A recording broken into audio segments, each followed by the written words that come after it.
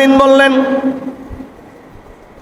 এই পৃথিবীতে আমি যত নবী রাসূল পাঠিয়েছিলাম, প্রত্যেকটা নবী রাসূলের মধ্য থেকে প্রত্যেকটা নবী রাসূল একত্ববাদ আমি আল্লাহ তাআলার দাওয়াত দিয়েছেন, দাওয়াতি মিশনের কাজ করে গিয়েছেন। আমার নবী আখিরি নবী মুহাম্মদুর রাসূলুল্লাহ সাল্লাল্লাহু আলাইহি ওয়াসাল্লাম দুনিয়া থেকে অবাত প্রেরণ করলেন। আমার নবীর পরে আর কোনো নবী আসবে না, আর কোনো রাসূল আসবে না। একত্ববাদ আল্লাহর দাওয়াত দেওয়ার জন্য আর কোনো একক ব্যক্তি আসবে না, একজন ব্যক্তিকে আমি পাঠাবো না। প্রশ্ন হলো, তাহলে নবী রাসূলদের এই দায়িত্ব কে নেবেন?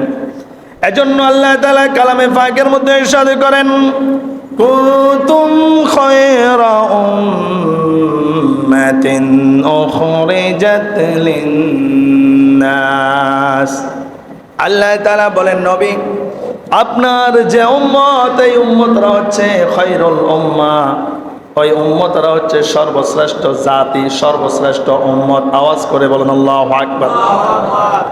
আল্লাহ বলেন, আদম আলাইহিস সালাম থেকে এই পর্যন্ত যত জাতি, যত গোষ্ঠী, যত ধর্ম, যত বংশধর এসেছিল, প্রত্যেকটা জাতি, প্রত্যেকটা বংশের মধ্যে উত্তম জাতি হচ্ছে খায়রুল উম্মাহ আপনার উম্মতের। আওয়াজ করে বলেন আল্লাহু আকবার। এজন্য আল্লাহ বলেন, তা'মুরুনা বিল মা'রুফি ওয়া তানহাউনা আনিল মুনকার।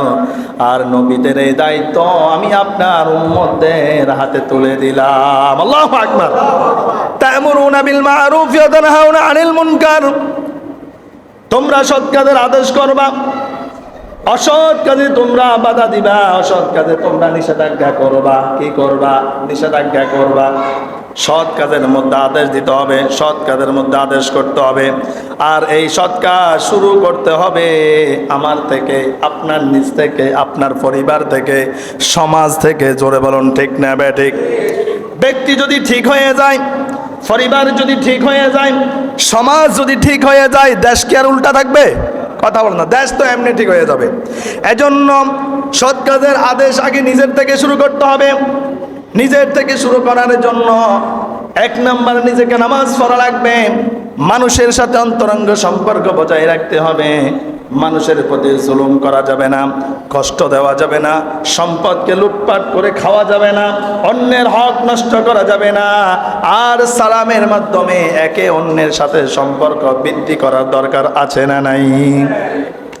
প্যারা হাজিরিন, আমরা নামাজ পড়ি, কিন্তু দেখা যাচ্ছে আমি আমার সন্তানটাকে মসজিদে আনি না। আমি নামাজ পড়ি, আমার পরিবারকে নামাজের কথা বলি না। তাহলে কি এটা কি সৎ কাজের আদেশ হলো? সৎ কাজের আদেশ হয় নাই। এজন্য আল্লাহ বলছেন, তা'মুরুনা বিল মা'রুফ ওয়া তানহাউনা আনিল মুনকার। আগে তুমি নিজে সৎ কাজের মধ্যে কি করো? লেগে পড়ো, নিজে সৎ কাজ করো, পরিবারকে সৎ কাজ করার জন্য বলো, তোমার সমাজের মধ্যে সৎ কাজটা প্রচলন করো, আর অসৎ কাজ থেকে বাধা প্রয়োগ করো। আওয়াজ করে বলুন ঠিক না বেঠিক? এজন্য বিশ্বনবী সাল্লাল্লাহু আলাইহি ওয়াসাল্লাম বললেন, তোমাদের ঘরগুলা যেন, তোমাদের বাসাগুলা যেন কবর না হয়, কারণ যেই ঘরের মধ্যে নামাজ হয় না ওই ঘরটা কবরের সমতুল্য।